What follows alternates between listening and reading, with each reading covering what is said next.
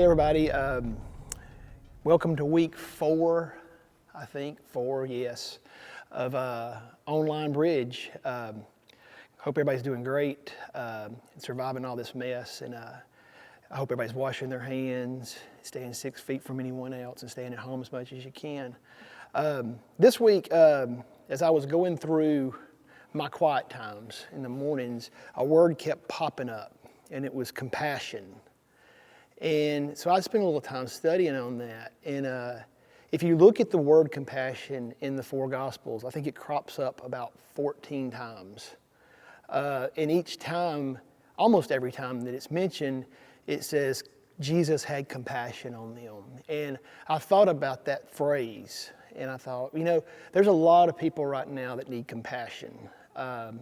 People are anxious. People are sick, whether they have the virus or they're just sick because of pollen and everything else in the air, and in their mind they think they have the virus, but they need compassion. So I want to spend a little bit of time today and share with you some thoughts I had on compassion. And the first story that came to my mind about compassion was the Good Samaritan. So if you got your Bible, turn to Luke chapter 10. I'll read a little bit and we'll discuss it. Luke chapter 10, verse 25. It says, one day, an expert in religious law stood up to test Jesus by asking him a question. Teacher, what should I do to inherit life, eternal life?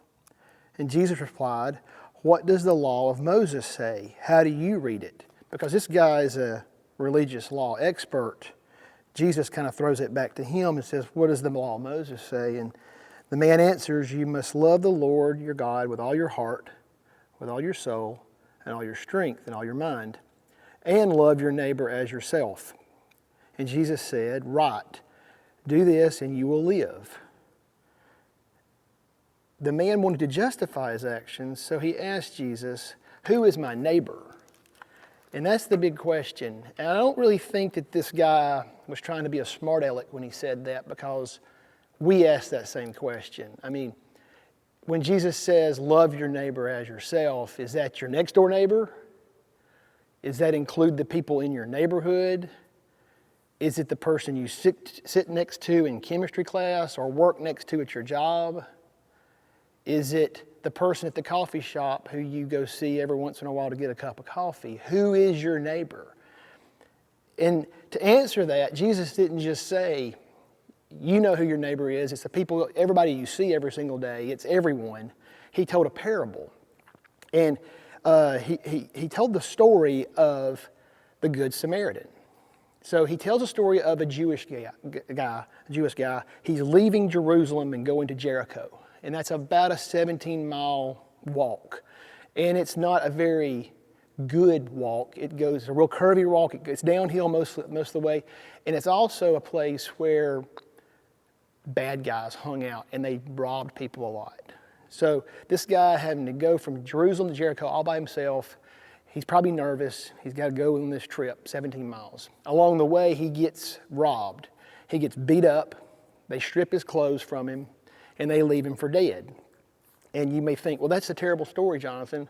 But don't worry, 2 religious guys are coming along. It'll be fine. First is a priest comes by.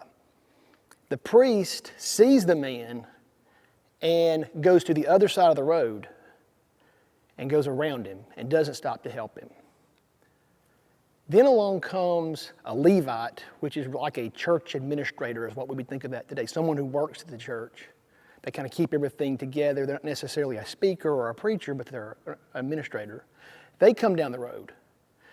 He goes to the other side of the road too and does not help this man.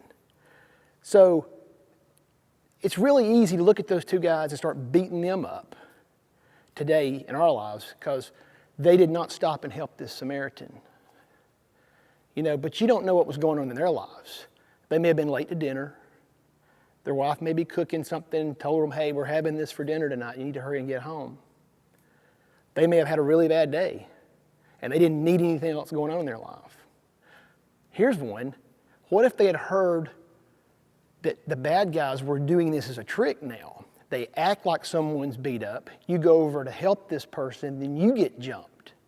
and then they rob you. There could have been a whole lot of things going on in their mind. And as a matter of fact, we do that ourselves today. We see someone who needs help, a flat tire on the side of the road, someone broken down on the side of 78, and we're like, well, yeah, but I got to go to this meeting, I got to get there, or I'm going home, I have a big test tomorrow, or I've got a job interview tomorrow. I don't need to be wasting my time changing a tire for somebody. I got more important things to do. Or you may be thinking, this may be a trick. If I pull over and help this person, I might get jumped. So it's not that far-fetched what these guys were thinking. But I want to read to you what the Samaritan guy does. It picks up verse 33. It says, "Then a despised Samaritan came along and saw the man and felt compassion for him. Going over to him, the Samaritan soothed his wounds with olive oil and wine and bandaged them up. He put the man on his own donkey and took him to an inn where he took care of him. The next day he handed the innkeeper 2 silver coins, telling him, 'Take care of this man. If my bill runs higher than this, I'll pay you the next time I'm here.' Then Jesus says, 'Which one of these 3 men would you say was a neighbor to the man who was attacked by the bandits?' And the man replied, 'The one who showed him mercy.' And Jesus said, 'Go and do the same.'" Let's talk about Samaritans for a second. Samaritans were considered less than dogs. They were Jewish and some other race, mixed races, people. They either had a Jewish mom or a dad, and they had another race, a Gentile race as the other parent. And the Jewish people looked down on these folks to the point that they considered them less than animals. And so I think it's almost funny the way Jesus says that a despised Samaritan came along, because the group he's speaking to is all Jewish, and they would have all been, oh my goodness, this Samaritan helped a Jew. It would have been really, really odd for that to happen. So, the Samaritan come along did a lot of things in this story, and I really want us to look at 3 of those things we can really pull out of this story of the Good Samaritan in relation to compassion. And the first one is that compassion interrupts. The Samaritan didn't get up that morning and say, I need to leave the house probably about 6 hours early, because I'm probably going to find somebody along this road from Jerusalem to Jericho that's going to need help, and I'm probably going to have to end up helping them, and it's going to be a huge quagmire. I'm not a donkey riding expert, but I do know that it's probably slower to walk your donkey than to ride it once you put a guy that's been beat up on it.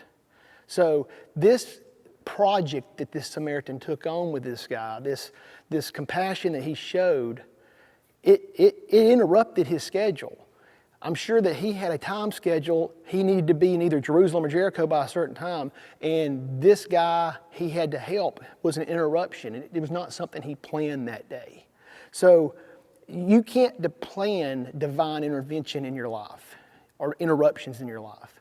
You can't plan those. God is going to give you opportunities that are divine interruptions so that you can show compassion to someone and that you can do the same as what this Good Samaritan did. Second thing is compassion cost. It's never free. In this scenario, he had to give that innkeeper 2 silver coins before he left. They say that's the same as 2 days' wages. So this trip that the Samaritan went on to either Jerusalem or Jericho, it's going to cost him more than he thought it was going to cost him before he left the house. And compassion's that way. Sometimes it costs you more than what you're willing to do. The Samaritan probably had to change some spending habits he had the rest of that month, because he gave up 2 days' wages to help this guy. And that's the same thing it would do to us. Sometimes compassion does cost us something. It's not necessarily just a good deed. Sometimes it costs you. It costs you time or it costs you money. Number 3 is compassion changes lives. Now, in this story, of course, the Jewish guy that's been beat up and robbed, his life's changed. He could have probably been laid there all night long and died after this scenario if the Good Samaritan hadn't come along. But bigger than that, I challenge you to do a Google search when you get home about, just type in compassion in the Bible and let it show you almost every time in the New Testament, when compassion is used in relation to Jesus, it said Jesus had compassion on them and then he acted. So Jesus saw a group of people or a person and he had compassion on them and then he changes their lives. A good example of this is feeding of the 5,000. Jesus saw these people and he had compassion on them. He multitude the fish and the bread and fed 5,000 people. Lives were changed in that. So, what's it got to do with us? My prayer for everybody out there listening to this is that God gives you these divine interruptions. I pray that we're all ready for that. That we're not surprised by it when it happens. That we're ready to act and we're willing to pay for that. And we understand that the lives are going to be changed through that. I think this is the best way to show the love of Christ and to be light in our community.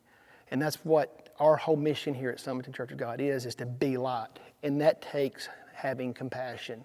So I challenge you guys, look for opportunities this week to show compassion and help somebody who really needs it. Love you, praying for you. Can't wait for us all to get back together. Thanks.